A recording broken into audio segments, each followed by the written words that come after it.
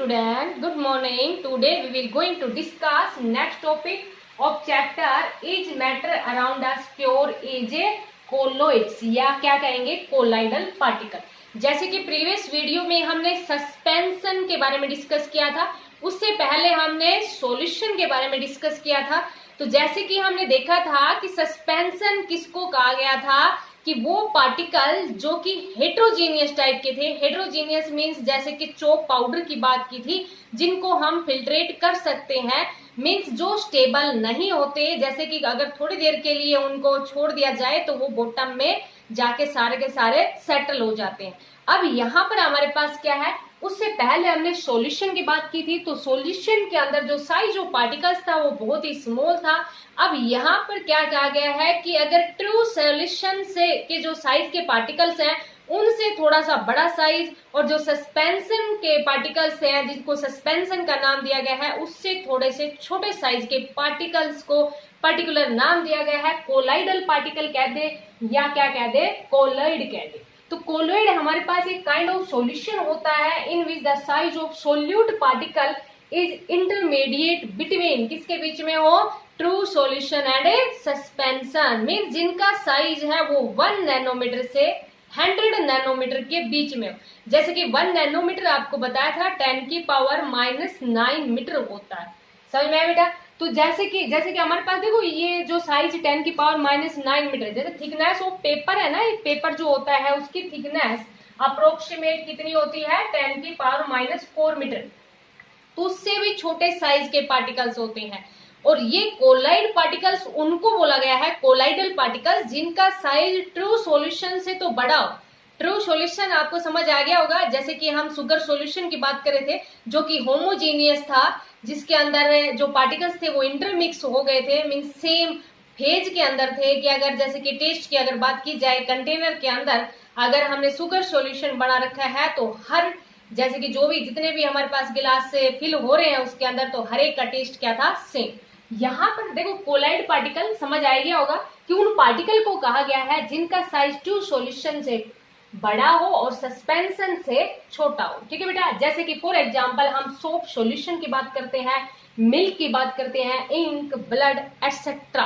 ठीक है बेटा। लेकिन देखो यहाँ पर ये वैसे देखने में तो होमोजीनियस लगते हैं, लेकिन अगर पावरफुल माइक्रोस्कोप की हेल्प से देखा जाए तो ये हमारे पास कैसे होते हैं, हेट्रोजीनियस होते हैं। मीन्स जब हम प्रॉपर्टीज की बात करते हैं तो वो कुछ ऐसे होते हैं कि अगर माइक्रोस्कोप की हेल्प से देखा जाए तो भी वो होमोजीनियस में नजर आते हैं, लेकिन वो कुछ एक होते हैं। अब लगभग जो पार्टिकल्स हैं कोलाइडल पार्टिकल्स वो अपीयर टू बी होमोजीनियस। जैसे मिल्क की बात कर लेते हैं तो मिल्क के हमें सेम फेज में नजर आएगा, लेकिन माइक्रोस्कोप की हेल्प से देखेंगे तो उसके जो पार्टिकल्स हैं वो ट्रू सॉल्यूशन के पार्टिकल्स से थोड़े से बड़े नजर आएंगे हमें। तो इट मीन्स जो फर्स्ट हमारे पास प्रॉपर्टीज है वो क्या है, a colloid appear to be homogeneous but actually ये क्या होता है, हेट्रोजीनियस होता है। हेट्रोजीनियस मीन्स सेम फेज के अंदर नहीं होता।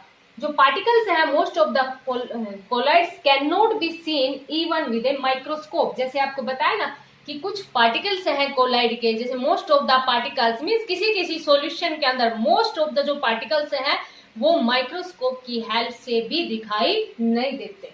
माइक्रोस्कोप जो कि हमारे पास नजदीक की चीजों को देखने के लिए, छोटी चीजों को देखने के लिए हम एक इंस्ट्रूमेंट होता है जिसको नाम देते हैं किसका, माइक्रोस्कोप का। जो पार्टिकल्स हैं कोलाइड के वो can not pass through filter paper, sorry can pass through a filter paper. Filter paper से वो पास हो जाते हैं। जैसे सस्पेंशन के पास नहीं हो रहे थे, जैसे चौक पाउडर की बात कर रहे थे तो चौक ऊपर ही रह गया था और जो भी हमारे पास वाटर था वो फिल्ट्रेट हो गया था।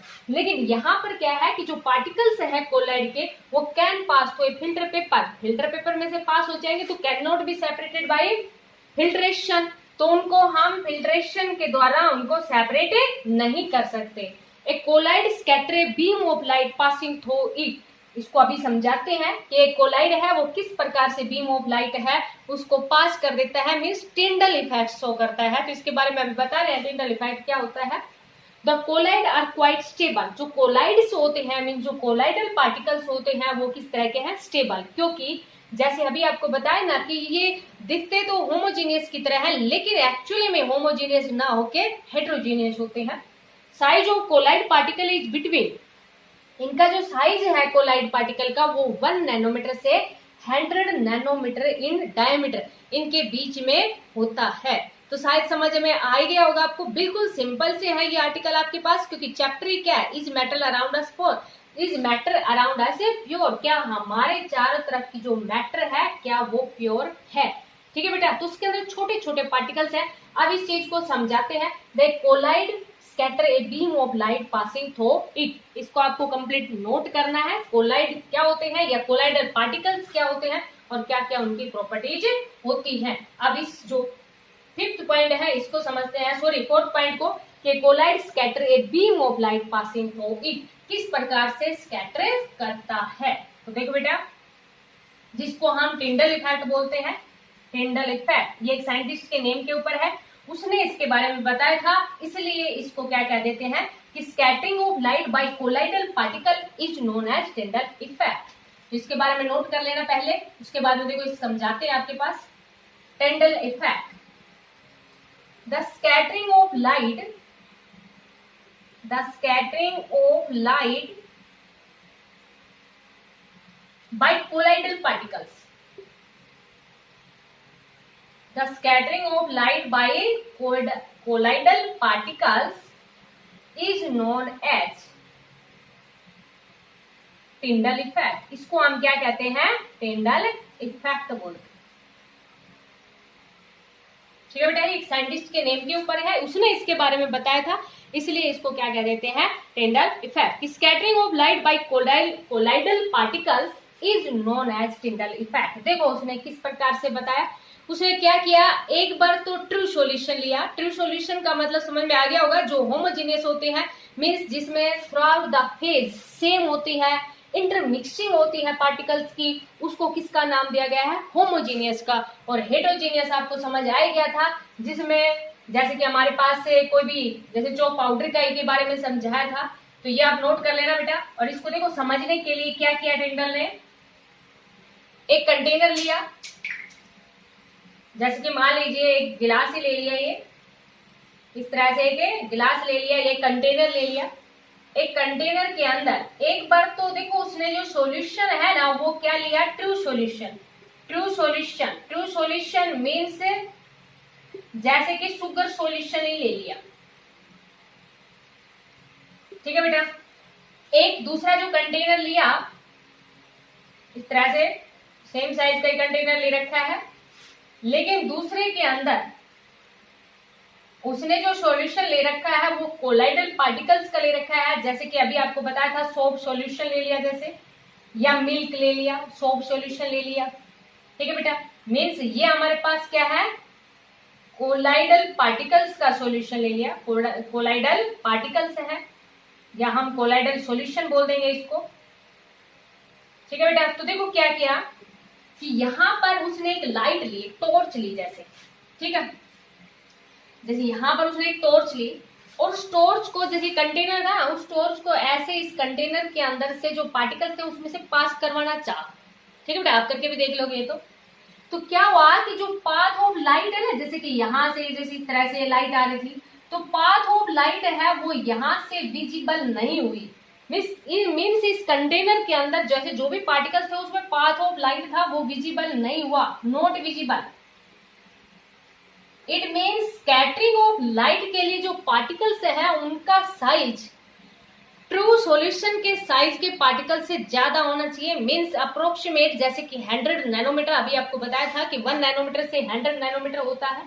मीन्स अप्रोक्सीमेट जो साइज है वो 100 नैनोमीटर के लगभग होना चाहिए, तभी हमें स्कैटरिंग है। स्कैटरिंग मीन्स जैसे कि हम आगे स्कैटरिंग ऑफ लाइट के बारे में डिटेल से पढ़ेंगे, जैसे ब्लू कलर ऑफ स्काई, कि स्काई है वो ब्लू कलर का क्यों दिखाई देता है, क्योंकि वो ब्लू कलर को स्कैटर कर देता है।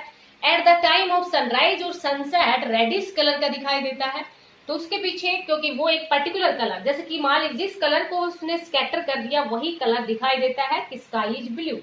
ठीक है बेटा, अब जैसे कि सेकंड में क्या ले लिया उसने, कोलाइडल पार्टिकल ले लिया। तो यहाँ जब जैसे कि मान लीजिए जैसे एक टॉर्च थी, यहाँ इस तरह से एक टॉर्च थी, उससे बीम ऑफ लाइट है वो पास की।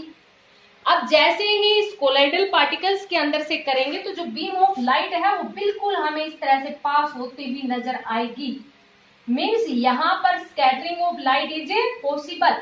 यहाँ तो विजिबल नहीं होगा उसका पाथ, लेकिन यहाँ पर विजिबल हो जाएगा। उसी को क्या कहा गया है, टिंडल इफेक्ट कहा गया। समझ आया बेटा? और देखो इसको समझने के लिए, ये आपको समझना है, ओनली नोट नहीं करना है, ठीक है बेटा। और आपको समझने के लिए जैसे कि मान लीजिए कि कोई भी रूम है, उसके अंदर बहुत सारे डस्ट पार्टिकल्स हैं और कहीं से भी इतनी सी जगह है कि बीम ऑफ लाइट है वो, मीन्स जैसे कि मान लीजिए कोई भी खिड़की है, उसी के अंदर कोई एक छिद्र है, उसके अंदर से लाइट आपको पास होती हुई नजर आएगी। मीन्स पार्टिकल उसके अंदर इस तरह से नाचते हुए नजर आएंगे। इट मीन्स ये हमारे पास स्कैटरिंग ऑफ लाइट है। तो पार्टिकल्स देखो, जब जैसे कि मान लीजिए कोई भी रूम था, उसके अंदर बहुत सारे पार्टिकल्स थे, जिसमें बड़े साइज के भी पार्टिकल्स थे। मीन्स डस्ट पार्टिकल है तो डस्ट पार्टिकल तो का साइज तो बड़ा ही रहेगा।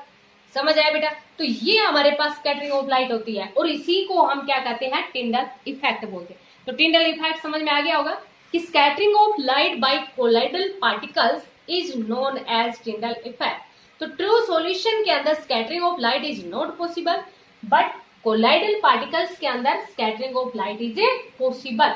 तो ये था हमारे पास colloidal particles and its a properties. तो इसको आप अच्छे से अंडरस्टैंड करना, साथ में नोट करना। Thank you, have a nice day.